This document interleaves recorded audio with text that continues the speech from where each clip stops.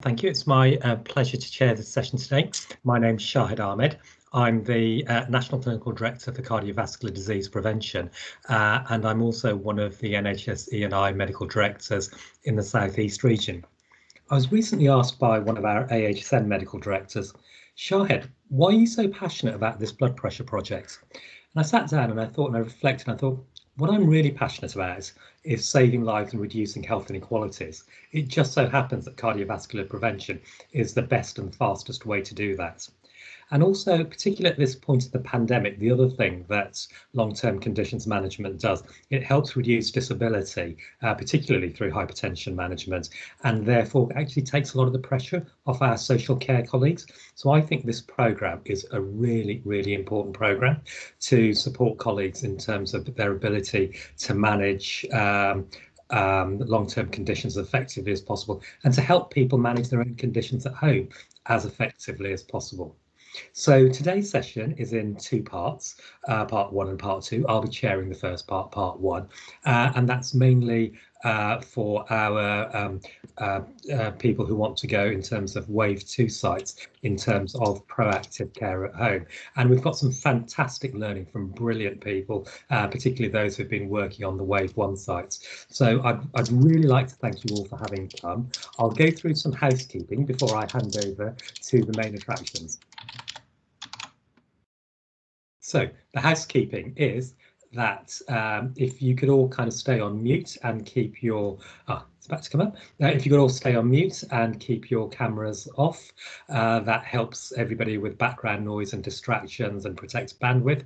Please do introduce yourself in the chats. Please do ask questions in the chat, and colleagues from the NHS and UCL partners will get back to you.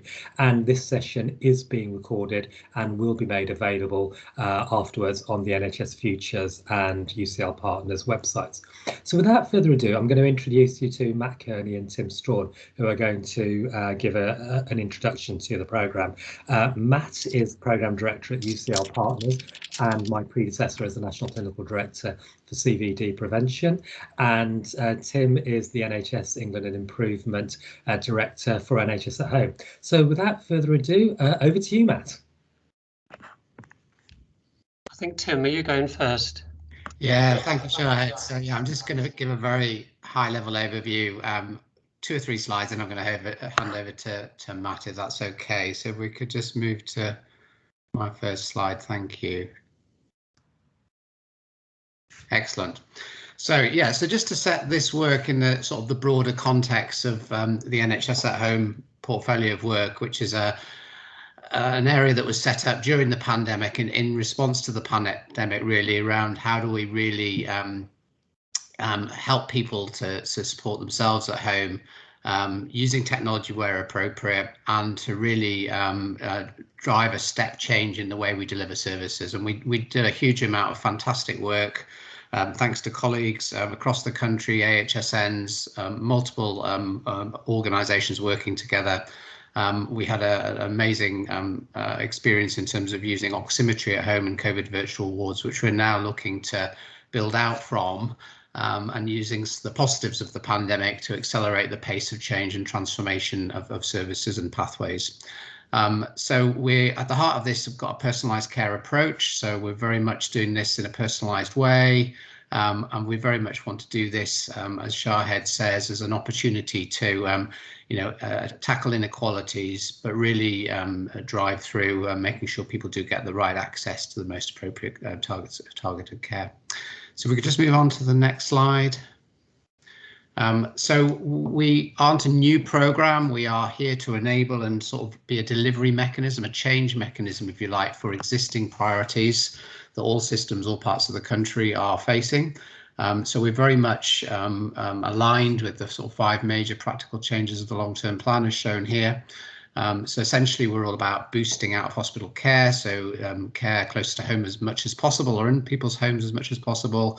And in doing that, reducing pressure on emergency services, as I say, through personalisation approaches, but critically working with NHSX colleagues to think about how we really maximise the digital opportunity. We're not a digital programme, as I say, but we really want to exploit that opportunity where we can, without impacting on inequalities. and very much adopting a population health-based approach, targeting those most in need of help. So again, we just move on again. Thank you. So the operating model, or the framework that we try and work within, of which today we're going to be talking about the sort of here the level 2 proactive care. It's a whole population model. So it's working to support people who are right through from the left-hand side, who are generally well and you know, in the preventative space. So making sure that we can help people to stay well, right through to the right-hand side, the virtual ward end of the spectrum, where people you know, can be supported where otherwise might be in hospital with much more intensive monitoring and remote support, virtual assessments, and everything else in between. So as I mentioned, we are trying to ensure that we help other programs of work. So anticipatory care, we're supporting elective recovery, same-day emergency care, as well as the wider population health management stuff. We wanted to do that with and through ICSs and an integrated approach. So this is a new way of working across primary, secondary and social care. And we want to do this through some key enablers that I've mentioned. I've mentioned personalised care, digital and data, but really this is about workforce transformation, as we'll hear a bit more, and about how do we use the workforce and some of the new roles that we've got to really help take the pressure off the areas that we've got. So I think that's my last slide, and I'm going to hand over to you, Matt. Sorry, this is my last slide. I beg your pardon. So this is just a slide just for completeness of the current scope work that we're doing for reference, really. So we're going to focus today on proactive care, but as I mentioned earlier, we're doing a huge amount of work in anticipation of winter on virtual wards. So that's thinking about some respiratory pathways and frailty pathways, which we think will make a big difference in terms of pressure on hospital beds, and also doing a huge amount around managing heart failure and lung health at home, which also interface with these programs. So I'll now pass over to you. Thanks, Matt. So thank you very much, Tim. And so yes, I'm also a GP. My clinical background in Shropshire, and in UCL Partners, working with our team of primary care clinicians, we've developed the proactive care frameworks that now form part of this national proactive care at home programme. And the objective from the start has been to help restore and transform management of long-term conditions, of these high impact, highly modifiable conditions, and help deliver on the long-term plan ambitions, particularly for COPD prevention and respiratory disease. With the frameworks, we've taken a population health management approach and the core elements of risk stratification, workforce transformation, and new models of care, doing things differently. And they have been, despite all the pressures in primary care at the moment, have been very, very well received on the ground. So we're all aware of the urgent challenge that COVID-19 has brought. Huge overnight change in primary care, and we know that this has led to disruption of much of our routine proactive care in conditions like cardiovascular disease, hypertension, COPD, that are very high impact, that drive admissions to hospital and premature mortality, where patients rely on good quality care to keep them out of hospital. We know that's been disrupted, and despite all the pressures around the vaccination programme and the surges in COVID, we're very worried about these patients in primary care, because we know there's a high risk this suboptimal treatment, this disruption, will further drive demand for acute and emergency care. Could you click one more click, please? So, and we're all well aware of the opportunities that have come with COVID, but not only to restore long-term condition care, but actually use the opportunity to transform proactive care for people with long-term conditions, so we can address the historical under-treatment in care that we've seen over the years, that we can improve management in those conditions, but also use the opportunity to improve patient access to testing, education, self-management and behaviour change. The next slide, please. So these are the approach that we've taken, the 6 conditions on the right there, the ABCD of cardiovascular disease prevention, and the 2 respiratory conditions. As I mentioned, risk stratification, prioritisation of patients, so we get to see the patients with greatest need first, and optimise their clinical care and self-care, and use that opportunity to get much better at personalisation. The next slide, please. So this slide is the heart of the approach. You see at the centre there, for each of the conditions, we've got comprehensive research and stratification tools for EMIS and System 1, so it covers all but about 100 practices in the country. Using clinical and criteria, but also age, ethnicity, and some social factors, identifying in each of these conditions. So when we're also busy in primary care, who are the patients we need to worry about now and prioritise? Who are the patients that we can safely phase for later review? But much of the innovation is around the workforce, and looking in the upper boxes. So the frameworks use staff such as healthcare assistants, wellbeing coaches, social prescribers. It really doesn't matter, any staff who are used to seeing patients who can be trained to deliver support for education, self-management and behaviour change. So helping patients understand their conditions, signposting to the fantastic resources on, say, British Heart Foundation, Diabetes UK, supporting them with self-care. How do I measure my blood pressure and know it's accurate? How do I check my feet for complications? When should I seek advice, etc. Through to systematic support for behaviour change, brief interventions and signposting for things we know are very important in long-term condition care, but frankly we don't do very well, at least in GP consultations where there is so much time pressure, but support for smoking, physical activity, weight management. But also thinking more broadly, with the appropriate training, these staff can identify wider, broader needs for patients and help signpost to, for example, a social prescriber or care coordinator where that's needed. But critically, in a systematic way, they can also gather the information that the GPs and pharmacists and nurses will need to optimise care for their patients, run the risk scores, get the patient's blood test results, get their blood pressure and weight from home. So in the bottom boxes, that then releases time for GPs to focus on the clinical optimization. And I won't go into any detail on that. And the next slide, please, I think shows a similar picture for respiratory conditions for asthma and COPD, and it's the same approach. Risk stratify, prioritise who needs to be seen now and who can safely be phased to later. Use the wider workforce with appropriate training and resources to support education, self-management and behaviour change so that the clinician can focus on the clinical optimisation. The next slide, please. And so for each of the conditions, there are these 6 elements, and all this stuff is available on the UCL Partners website.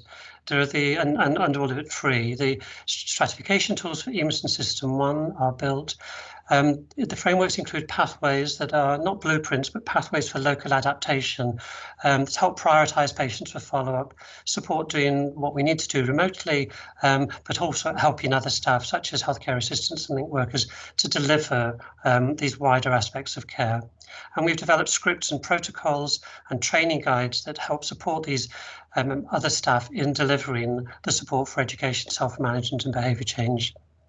For each of the conditions, we've also collated a bunch of digital and other resources that healthcare assistants and others can share with patients to support remote care and self-care.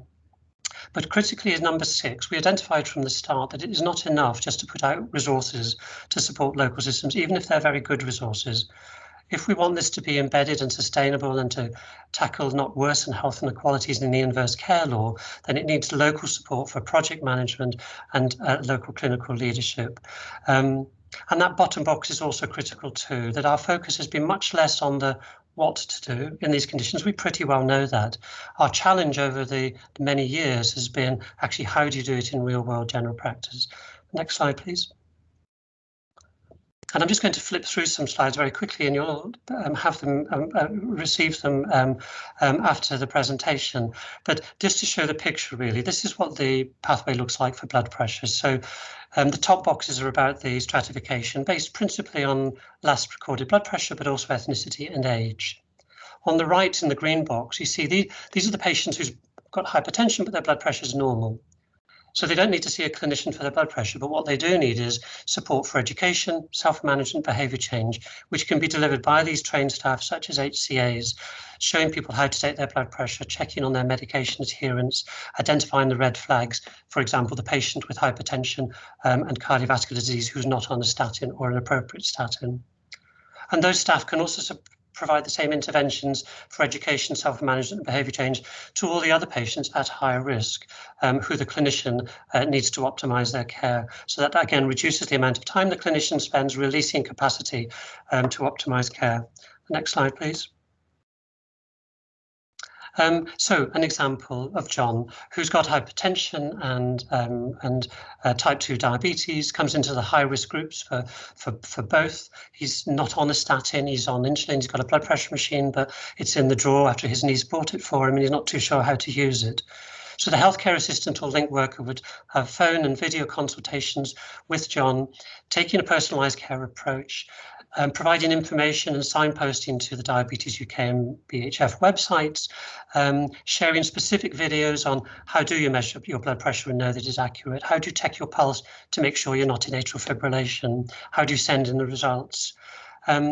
And also ask John about smoking, and actually he is ready to quit now, but he's tried 3 times before and always finds it difficult. So signpost to the One New website so he can develop his own personalised quit plan. And she can also refer to the social prescriber or signpost to Every Mind Matters to support John in other aspects. And then collates the information for the clinician. And the clinician at the bottom there, with the time to spend with the patient, reviews his condition, his complications, his comorbidities, optimises his medication, and has a shared decision-making consultation with him about potentially starting on statins. The next slide, please. So the next few slides just show some of the resources that are available, and we have a whole suite of resources acknowledging that the difficult thing is not the what to do, but the how to do. So we've developed for the clinicians resources for each condition that focus on multimorbidity, but also in each condition pack focus on the things that we find difficult to do. So switching from warfarin to DOACs, calculating the creatinine clearance, what to do if the patient says they get muscle pains with statins, etc. So focusing on those real world challenges that stop us doing the optimal in our real world consultations. Next slide, please. And the resources for healthcare assistance, the protocols I mentioned that very much take a multimorbidity approach, so single consultation for the patient who's got 1, 2 or 3 or 4 conditions. The next slide, please. And a host of resources for the patients that can be sent by link, for example, but the videos and fantastic resources on BHF and Diabetes UK and Asthma UK, for example, to help them understand and manage their conditions. And the next slide, I think, shows the resources available on the One New website to support behaviour change. And the next slide. And there is some guidance as well about some of the hardware, the technology that we don't want to drive change out there in general practice, but we want to support the change. So things like a live core that everyone will know of, Healthy IO to check your urine at home if you've got diabetes or hypertension, to check your urine for protein, FibriCheck for diagnosing atrial fibrillation at home. And the next slide, please.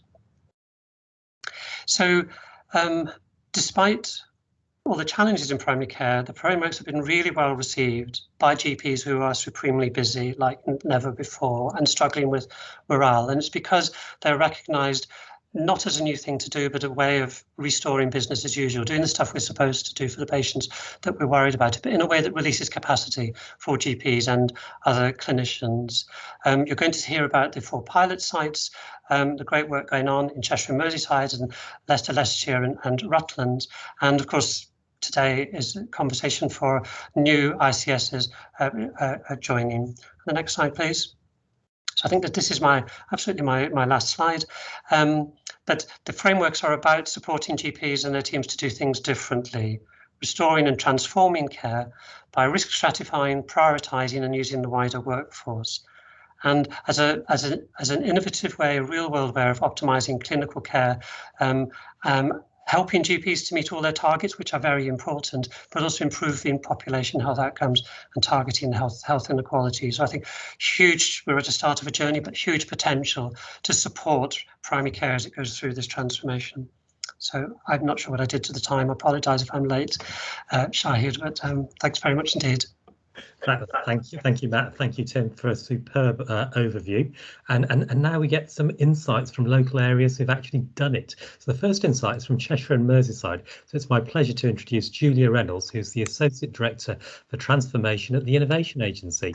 Over to you, Julia. Thanks, Shahid. Hello, everybody. So just going to give you a bit of a whistle-stop tour about some of the work that we've done in Cheshire and Merseyside. What I will say is that when we first heard about the framework back in 2020, we felt that it would offer our region the opportunity to kind of build back better and stronger, particularly in primary care, and we had a lot of enthusiasm to get involved. Now we have got sites that have been set up looking at cholesterol, working with blood pressure and high blood pressure, but I'm actually going to talk to you about asthma particularly, because this piece of work was probably the furthest along, and I've actually got some outcome data from the work that was carried out. One of the reasons we were looked at Knowsley was that we realised that you know, as it was a very challenged population, Knowsley is the second most deprived borough in the country. High levels of unemployment, health inequalities, very high levels of asthma, and above average mortality. And so actually, you know, there's sort of a perfect storm gathering in Knowsley, particularly in relation to the fact that the vaccination programme was going on and that routine primary care wasn't able to be delivered in the way that it was usually delivered. So next slide, please.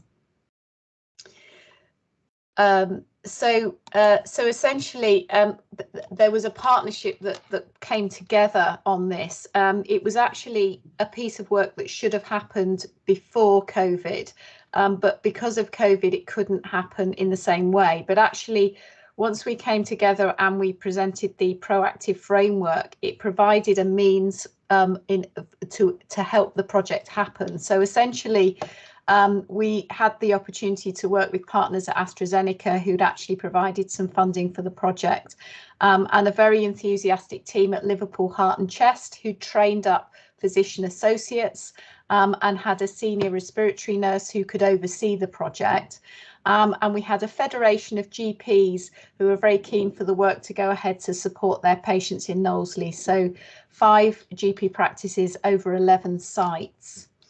Next slide, please.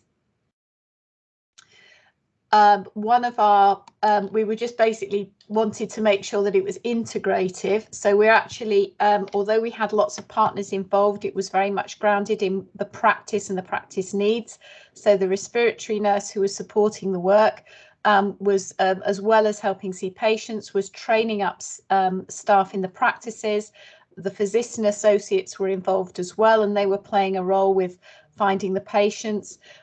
There was a role for the administrative teams. They were sending out the text messages to people. They were sending out information on self-care, how to manage your inhalers, and other authoritative advice that can support their patients. We wanted to make sure that this was sustainable as well. So even though we had some additional resource from the programme to provide backfill, we wanted to make sure that those skills were transferred to the practice themselves. And actually, one of the good things that's come out of this work is that actually that Knowsley CCG want to roll it out, or are rolling it out to all their additional primary care networks, and they're using their physician associates to support that work going forward. Just next slide, please. In the interest of time, I thought it might be useful to show you this slide. So we started the work in July 2020, and we've recently re-audited. So I think we've got about 9 months worth of data here. So as Matt has described previously, there's a stratification process in this, and looking at pulling out those patients who are in high, medium and lower risk categories. And actually, once you've put the intervention into place, it's very easy to re-audit that and look at what your position is in terms of whether you've got people in those, what people you've got in those categories. So 9 months later, we can see from this graph that we've reduced the numbers in the high risk category. Now, it doesn't mean that we've made them better. It just means that they're much better managed, and they're using the right inhalers and they're using them properly. And even though they might be severe asthma patients still, that they're not as high risk of morbidity and mortality as they have been previously. So So with reauditing, we should be trying to push as many people as we can into that green category.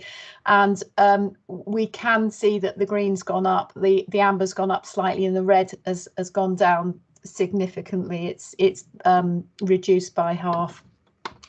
We've actually had a few more people, you know, there is a bit of a shift in patients as well. You know, a few more people have been added to the list, some people have left. So there is a bit of drift naturally in general practice, but it's generally sort of fairly stable within those 9 months. So next slide, please. I think it's worth mentioning as well that when the practices started to look at this framework, they were very keen to sort of make it their own. They looked at, they developed their own pathways based on their local circumstances. So we had quite a lot of conversations early in the project about how we would develop that pathway that worked internally. But actually, as you can see, this is actually what's happened just within this asthma pathway for these this population, that you know, 747 patients reviewed. Some patients weren't reviewed face to face because they didn't need to be. Some did need to be reviewed face to face. There was diagnostics that needed to happen. And a number of people had a step up change to treatment, and 7 had a step down. Now, we were quite interested in looking at what the step down might be, because we wanted to make, you know, to understand whether people were sort of being under or over treated. But you know, we didn't have that many step down. That's quite a small number. But again, 45 people who had a device change, which is, you know, very important, and those patients might not have otherwise have been seen to have that happen. So I think next slide, please. So this is my last slide, and I just thought it would be quite nice to show you a picture of some of the team members of this. We did have a really good relationship with the hospital consultants, so there was a really good pathway for those patients who needed to be referred for further treatment. They were face-to-face appointments were being done in practice, and also using a pheno testing machine, because it was challenging using aerosol devices such as spirometry. So pheno was being used, and that was measuring how well controlled the person's asthma was, whether they were taking their inhalers properly, and also supporting the diagnostics. Patients who fell into the lower risk groups were sent reminders telling them the importance of using preventative inhalers. They were asked to complete asthma control tests as well to assess their current control, and those go out fairly regularly. So those are the end of my slides. Thank you, Julia. Thank you for that marvellous presentation about a real life case in action. And we have another presentation talking about a real life Wave 1 case study. So we've got Arlene Neville from NHS West Leicestershire CCG. So Arlene, the floor's all yours. Thank you very much, Chair. Firstly, may I just quickly apologise in advance if my random 3-year-old just arrives in shot, as both of us have just tested positive this morning to COVID. So this is classic winging it. So forgive me in advance if she's eagerly colouring here in the background. So fingers crossed we can get through this.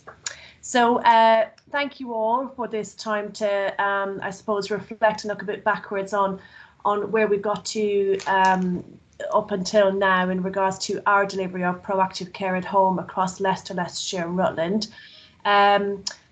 Just for context, the patch we cover is, we've got a population of about 1.1 million. We've got 133 practices and 25 PCNs.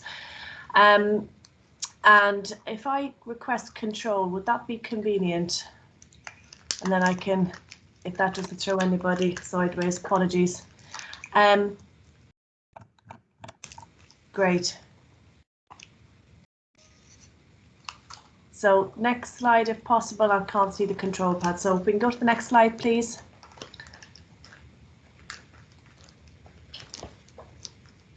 Lovely. So for us in Leicester, Leicestershire and Rutland, our approach was very much to, rather than going down the expressions of interest route, we really wanted to try and see this as a sustainable solution to what was a very live problem, all of which Matt and colleagues have outlined in regards to the management of long-term conditions across all of our practices was very, very live, and for impact and scalability and maximum outcomes, we took a very deliberate approach to have a systematic approach across all of our practices rather than trying to work with one or two PCNs or one or two frameworks. We're yet to see if that's going to be truly effective or not. So what we have in front of us is, I suppose, a plan on a page for how we are doing it. So we're having a blended targeted approach. On the left-hand side is working with a set of trailblazers. So these are practices and PCNs and GPs, a combination of what we might call a coalition of the willing. So we've just basically gone out to all of our practices and said who's up for working with us to try and do some of this and really test some of the concepts and test and pilot the implementation model of proactive care at home. Because as Matt really clearly set out, it's not about the why. The why is really, really clear. It really is about how do we actually do this, what resources required, how do we implement it, and what will be sustainable beyond, you know, this isn't going away. This sort of backlog issue is going to be with us for a period of time, so it can't be a quick fix. So we're working with a whole host, and I'll come on to talk about the specifics a bit more, but on the left hand side working with a large bunch of practices, PCNs and GPs that are helping us do that. And on the right hand side we're working with our areas of greatest need, and this is trying to support practices that are struggling the most. So using a plethora of data, one of which is QOF, a live up-to-date QOF data, which we can talk about later on, which has been our most exciting revelation, believe it or not, trying to get up-to-date QOF data to really target in on those practices that are struggling the most with the greatest amount of disease burden. And so we're very deliberately having a blended approach. Next slide, please. So our progress today, I've just got 5 slides to try and keep it short and sweet. So progress to date for us is we have got about a 70% coverage over all of our 25 PCNs and 133 practices. So we're hitting about 95 practices at the moment with a blend of engagement. So some are really heavily involved in lots of frameworks, some are just doing BPM at home, some are just doing hypertension. So there's a whole flavour. And basically they are trying to focus on the area of need to them, and some might just be a practice who are really confident with asthma or really confident with hypertension, for example, and are really trying to test it and mobilise it, see the benefit and roll it out to the other frameworks. Our second area of progress is around our establishment of a communities of practice. So we have moved away from our sort of programme board, project board structure, because this is quite evolutionary and there's no blueprint, and we are trying to grow together from having a very bottom-up approach. We've very deliberately set up a communities of practice approach. Note lower, we've basically just copied the national model, which we think works quite well. We're bringing them together about every 3 to 4 weeks to talk about practicalities of what they're doing, what they want support on, and then we sort of tailor our central response based on what they're needing. And then thirdly, we have secured some external investment for some digital solutions, for extra clinical leadership, so on and so forth, by just putting bids in through NHSX around the digital enablement agenda, so on and so forth, which we were trying to bolt on to our wider agenda for the prevention of complex management frailty agenda. Next slide, please. So I'm going to just quickly talk about some of our challenges and then some of our sort of outcomes that we're achieving. So needless to say, engaging in chaos, and we are in chaos as a system, as a health service, it is really chaotic, and that has its problems. So, but what it has done is allowed us to allowed us to create a burning platform, and this being a direct solution to something that is their bread and butter. And I think that's a really important factor here. This isn't about trying to innovate in a time of chaos, but still engaging with practices on the ground is really challenging. Managing expectations.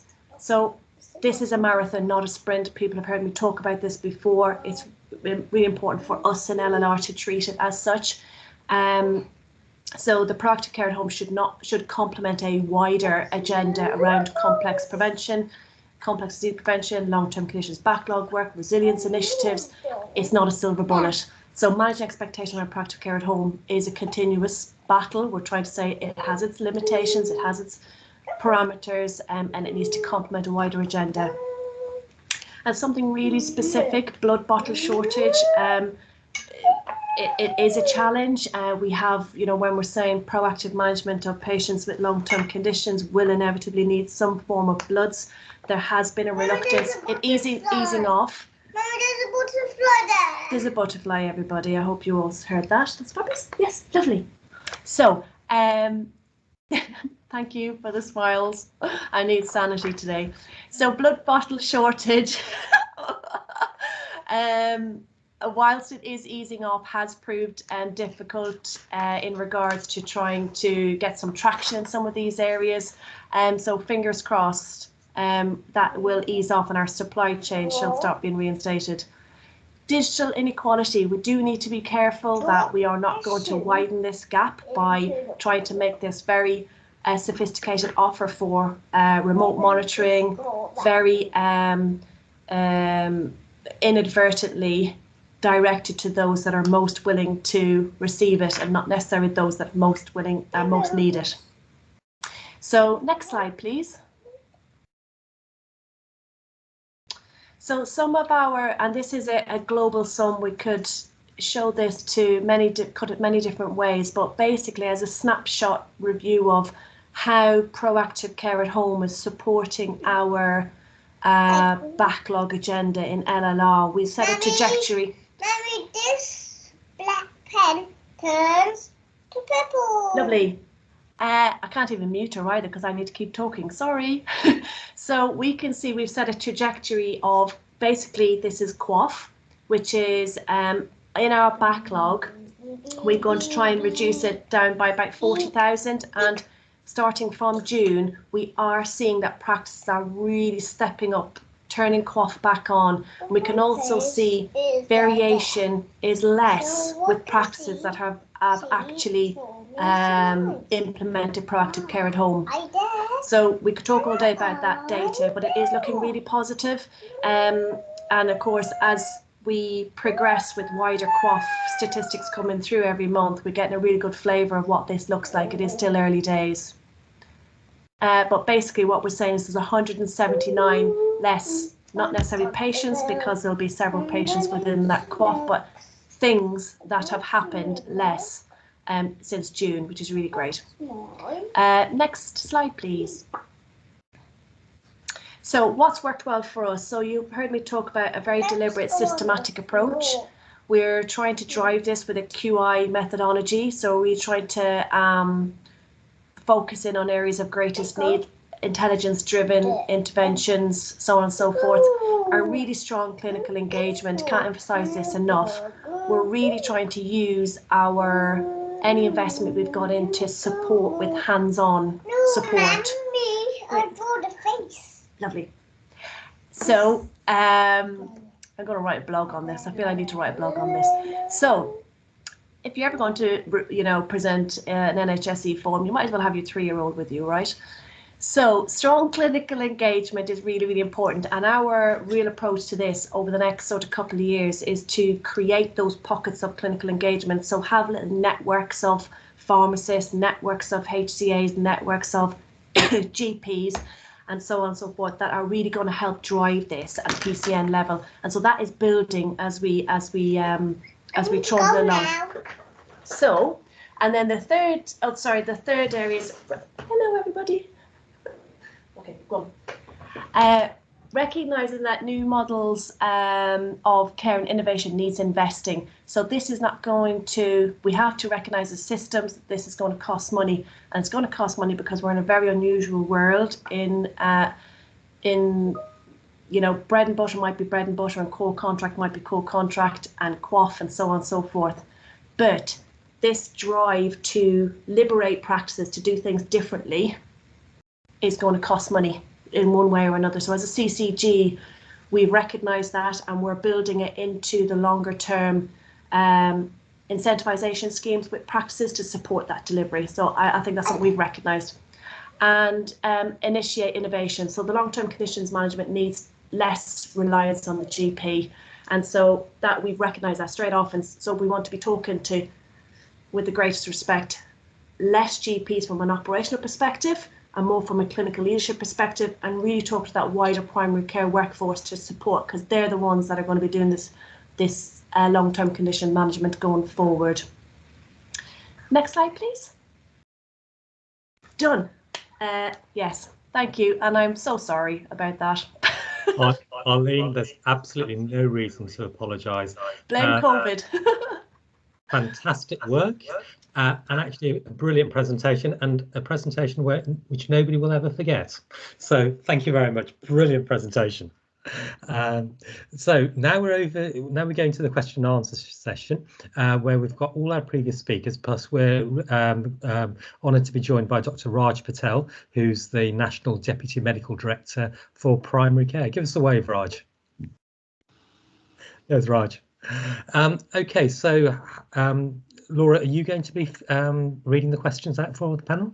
Yes, so I've been monitoring the chat as we go. So hello everybody, I'm Laura Bipson, Head of Implementation for NHS at Home. So we've got time, I think, just to cover a few of them off, and I have said in the chat that we'll be circulating some FAQs afterwards. So in the interest of time, I've tried to kind of theme them together, but one that's come through quite strongly is around the workforce aspect and what training is available for these roles. So Matt, I'm just wondering if you could just give a quick kind of summary through the UCLP competencies and training that's available, and then I can touch on the Personalised Care Institute aspect as well.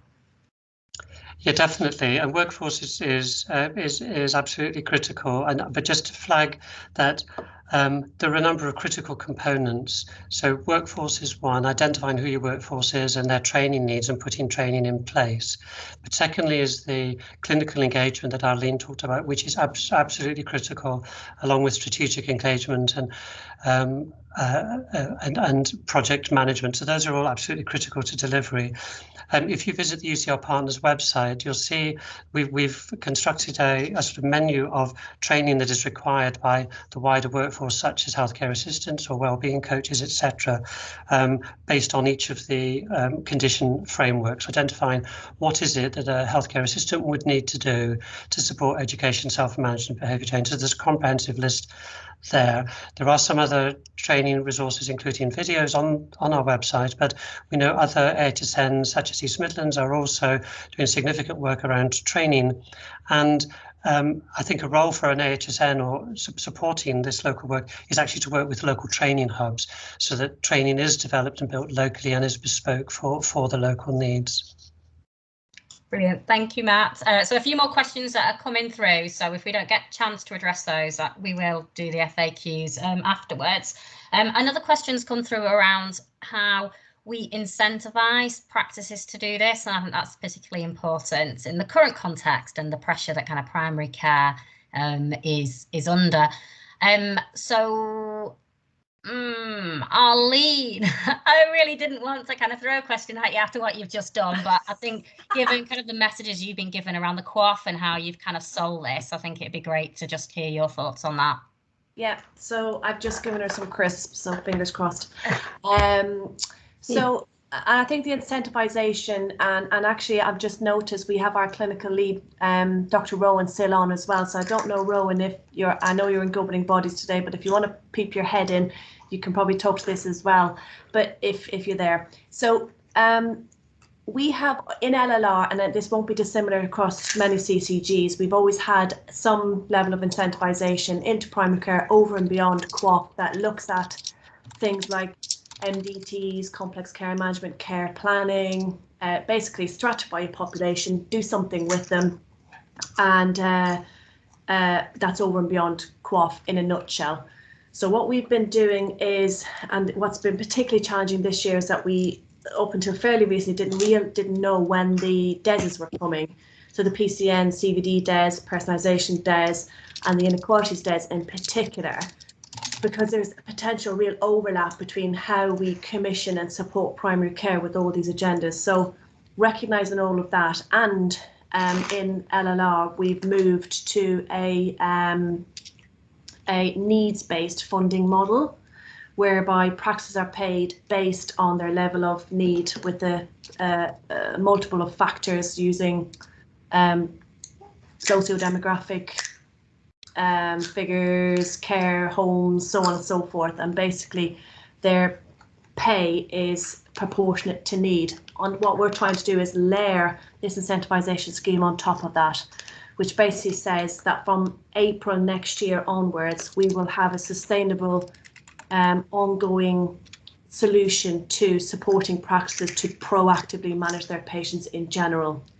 And before Rowan comes in, alongside all of that, we have aligned some headroom money, which is some system money that's been used for backlog per se, to support the delivery of some very specific pieces of work supporting practices to, like, you know, we've got large numbers of AF patients that are diagnosed and not anticoagulated. We've got 8,000 COPD patients not optimised.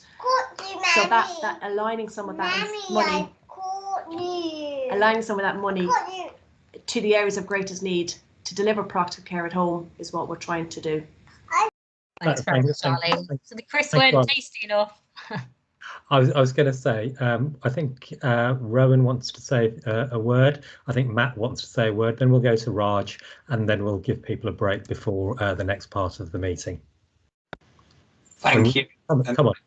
Thank you, and thanks to Arlene for that presentation. But it was particularly around the incentivisation of practices. What we've heard is the feedback from those that have run the risk stratification is that actually they're picking up so many more complex patients because of those people that have perhaps been out, you know, kind of in the woodwork a little bit, not come out of hiding during COVID, and then actually it's a complex patient that you're dealing with, and from that point of view, the kind of various schemes that the CCG are running around complex care planning, etc., then they start to incentivise practices to run the work, because actually they can pick up more of those patients and kind of plan for them appropriately whilst managing their long-term condition needs. It also helps with referrals into complex patient pathways like the diabetes community nurse pathways.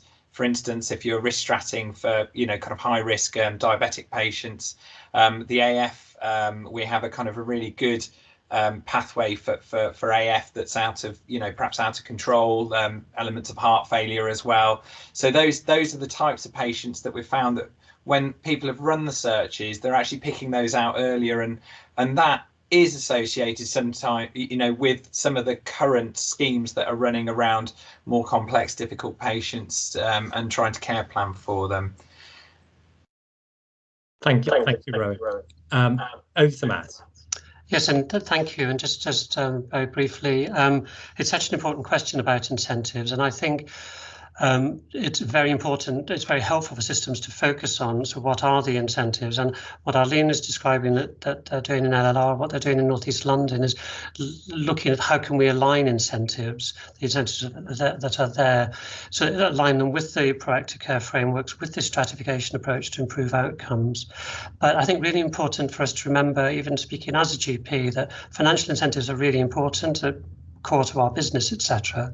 But they're not the only incentive, and a critical incentive, speaking to hundreds of GPs over recent months about this, an important incentive is for GPs is actually this is really helping us. This helps us do our core business, routine care, which we've struggled to do so far, and actually it's freeing up capacity. So those are really important incentives alongside the financial incentives.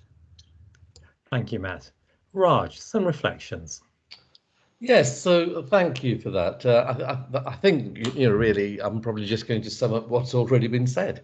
So, Arlene, thank you so much for that stellar performance from both of you, actually, and just showing how teamwork, particularly with CCGs and GPs working together, is really a key element in this.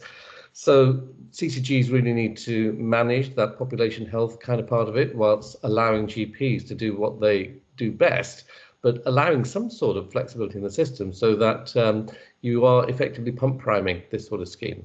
The second part there is, I think, reflecting on what Matt just said, that there are two incentives really. First incentive is the fact that this, if done differently, in different ways, using different staff, it does free up GP capacity. It helps you to do your job better, and it helps you to concentrate on the stuff that you need to concentrate on, as whilst allowing the appropriately trained staff to manage long-term conditions. And finally, I guess, for us all, this great goal is in being able to prevent ill health. So it's really easy to say these things cost us, but at the same time, we need to have one eye on health economics and work out where the cost benefit lies. So, we worry that the cost will be up front, but ultimately, if we prevent a stroke or a heart attack, particularly strokes, which leave people with enormous disability, and the burden on social care and carers that presents is unestimable at the moment, and I think having that as a prize and one that reduces the burden for all of us is really a huge prize for me. Thank you, Raj. I couldn't agree more about the importance of thinking across the system. As people were presenting, one of my reflections was that we hear a lot about elective waiting lists. Actually, there's a huge amount of work that primary care needs to do that we need to support primary care to get done. So I think that's so important, and I think this framework really helps. Thank you to all of our presenters and for those real life demonstrations. And I was particularly enamoured by the fact that you've got some real trajectories on this and you're plotting your progress and you can demonstrate the progress that you're making. I think that's really helpful. So I'd like to give a big hand to all of our presenters and